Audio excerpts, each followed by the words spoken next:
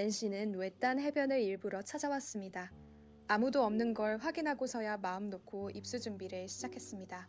준비를 마친 낸시는 서핑 장비를 챙겨 신나게 파도 속으로 뛰어들었습니다. 수미터 높이의 파도가 밀려와도 낸시는 물속으로 잠수해 능숙하게 빠져나갔습니다. 그런데 수백 미터쯤 나아갔을 때 마침 지나가던 형제가 상어가 있다며 함께 나가자고 했습니다. 낸시는 그 말이 작업 멘트인 줄 알고 단호하게 거절했습니다.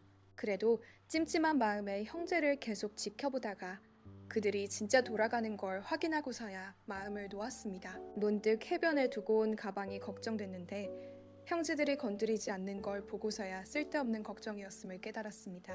그런데 수면 아래 무언가가 자신을 엿보는 느낌이 들었습니다. 때마침 뒤에서 물보라가 솟구쳤습니다. 위협이 됐던 형제들은 이미 멀리 떠났지만 감시당하는 듯한 불안감은 여전히 가시지 않았습니다. 낸시는 자기도 모르게 두 발을 서핑보드 위로 끌어올렸습니다. 하지만 그 압박감은 오히려 점점 더 가까이 느껴졌습니다. 주위를 살펴보니 귀여운 돌고래 떼였습니다. 낸시는 그제야 긴장을 풀었습니다. 낸시는 패드를 저어 돌고래를 쫓아갔습니다.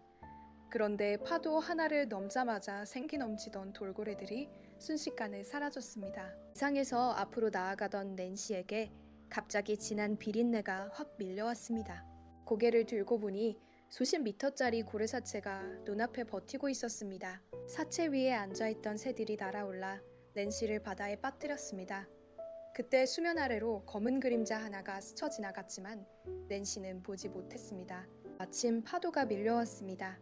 낸시는 서핑보드를 붙잡고 재빨리 올라섰습니다. 그런데 자세히 보니 검은 거체가 점점 가까워지고 있었습니다. 다음 순간 서핑보드가 갑자기 뒤집혔습니다. 낸시는 속수무책으로 물속으로 빨려 들어갔습니다.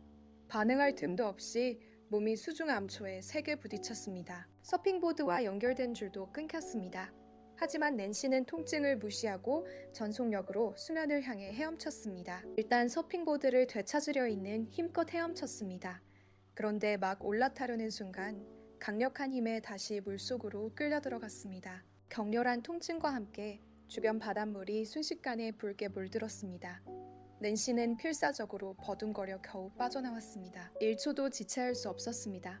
고통을 억누르며 고래사체를 향해 헤엄쳤습니다.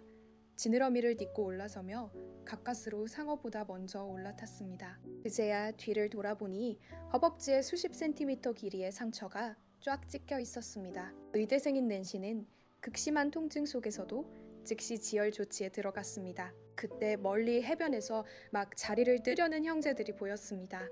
구조대의 유일한 기회였습니다. 낸시는 있는 힘껏 소리쳤습니다. 하지만 거리가 너무 멀었고 형제들은 차 안에 있었습니다. 낸시의 마지막 희망은 그렇게 사라졌습니다. 그때 고래사체가 천천히 움직이기 시작했습니다. 상어가 자신을 더 먼 곳으로 끌고 가려는 것임을 깨달았습니다. 잠시 후 상어가 어디론가 사라졌습니다. 낸시는 혹시 그냥 가졌나 했습니다. 하지만 뒤를 보자 상어가 다시 가속해서 돌아오고 있었습니다.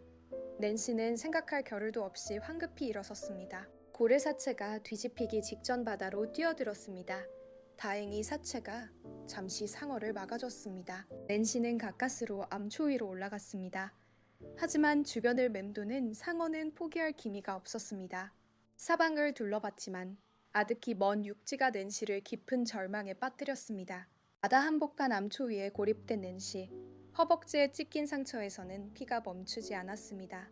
과다 출혈을 막기 위해 낸시는 귀걸이와 목걸이를 빼서 바닷물에 간단히 소독했습니다. 낸시는 스스로를 달래면서 귀걸이 핀을 찢긴 상처 속으로 꿰뚫기 시작했습니다. 한 땀 한 땀마다 기절할 것 같은 고통이 밀려왔습니다.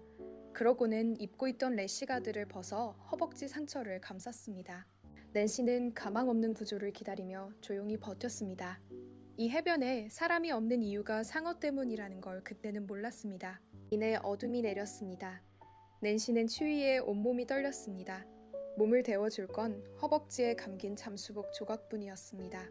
낸시는 어떻게든 잠수복을 찢어보려 했습니다. 보온도 되고 상처도 동시에 감쌀 수 있기 때문이었습니다. 하지만 상처에서 오는 극심한 통증이 결국 낸시를 기절하게 만들었습니다. 얼마나 지났을까? 꼼짝 않는 낸시를 개들이 먹잇감으로 착각했습니다. 낸시는 갑자기 깨어나 반사적으로 개를 눌러 잡았습니다. 오랫동안 굶어있던 낸시는 잠시 망설이다가 날개를 그대로 입에 넣었습니다. 진한 비린내에 구역질이 올라왔습니다. 주변을 살피며 상어가 아직 있는지 가늠해봤습니다. 만조가 되면 그대로 끝이라는 걸 알면서도 멀지 않은 서핑보드가 눈에 들어왔습니다. 낸시는 한번 해보기로 했습니다. 조심스럽게 바다로 들어가 수면을 긴장하며 살폈습니다. 안전하다고 판단하고서야 헤엄쳐 나갔습니다. 하지만 허벅지에서 흘러나오는 피가 상어에게 길을 알려줬습니다. 이내 낸시의 눈에 익숙한 등지느러미가 포착됐습니다. 낸시는 전력으로 되돌아 헤엄쳤습니다. 다행히 상어가 오기 전에 암초 위로 올라왔습니다. 수백 미터 떨어진 해변을 바라보며 낸시는 다시 깊은 절망에 잠겼습니다. 밤이 지나자 수면 위로 드러난 암초는 한 개뿐이었습니다. 정신이 몽롱해진 낸시에게 두 사람의 모습이 보였습니다. 낸시는 그들에게 물에 들어오지 말라고 알리려 했습니다. 그런데 두 형체가 점점 뚜렷해지자 환각이 아님을 깨달았습니다. 낸시는 소리 높여 돌아가라고 외쳤습니다. 다행히 두 사람이 외침을 듣고 멈췄습니다. 그런데 파도 한 번에 두 사람이 순식간에 사라졌습니다. 낸시는 무슨 일이 벌어졌는지 생각하기조차 두려웠습니다. 다행히 파도가 지나가자 두 사람이 다시 수면에 떠올랐습니다. 그중 한 명이 돌아가고 있었습니다. 그런데 다음 순간 남은 남자 하나가 미친 듯이 낸시를 향해 헤엄쳐 왔습니다. 암초에 거의 닿으려는 순간 낸시는 다시 한번 똑똑히 목격했습니다. 상어 앞에서 인간이 얼마나 작은 존재인지를 낸시는 암초 위에 맥없이 누웠습니다. 만조가 되면 자신이 어떻게 될지 상상조차 하기 싫었습니다. 상어는 여전히 주변을 맴돌았습니다. 절망적인 순간 옆에 죽은 남자의 헬멧이 떠있는 게 보였습니다. 헬멧에는 액션캔이 달려있었습니다. 머릿속에서 계획 하나가 떠올랐습니다.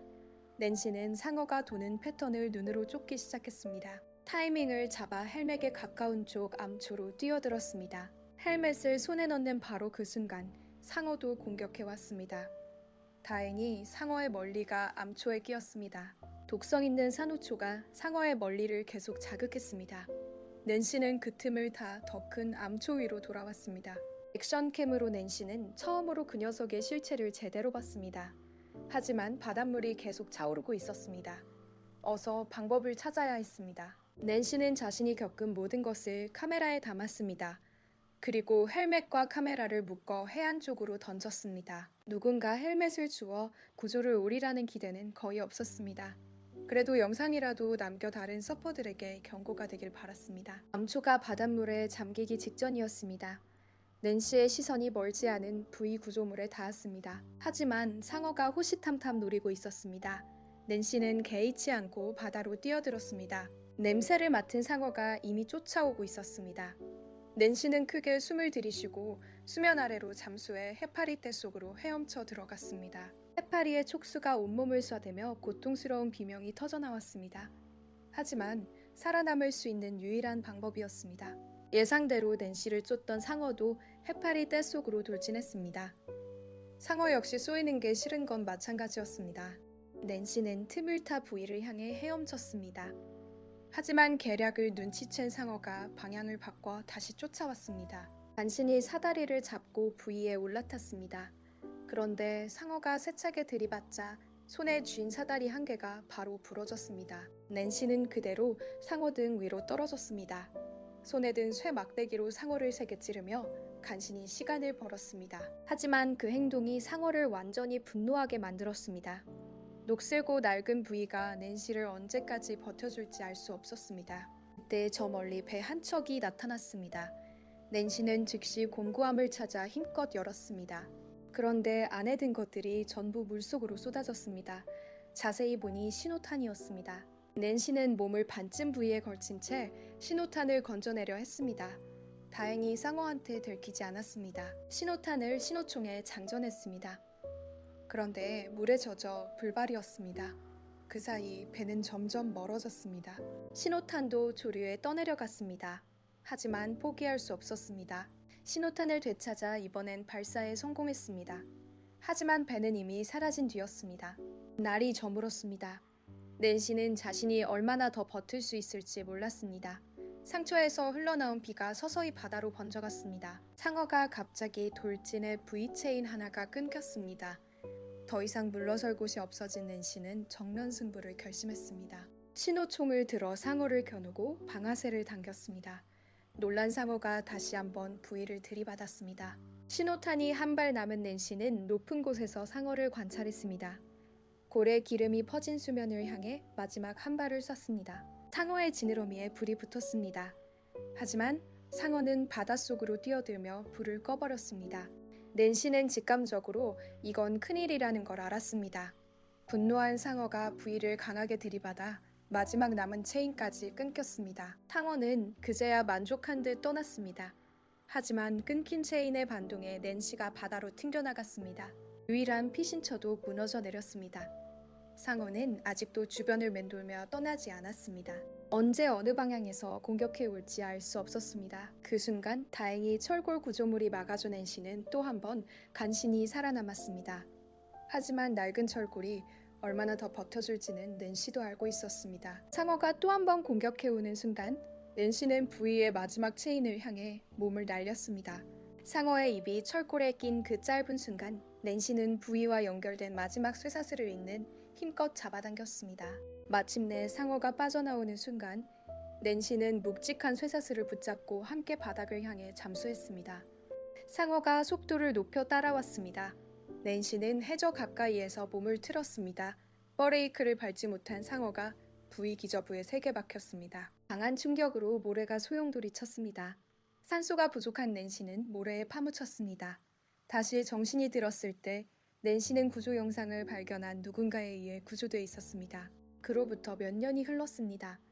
낸시의 다리에는 아직도 상어에게 물렸던 흉터가 남아 있습니다. 하지만 낸시는 가족의 곁에서 공포를 극복하고 다시 서핑보드를 들고 바다를 마주했습니다.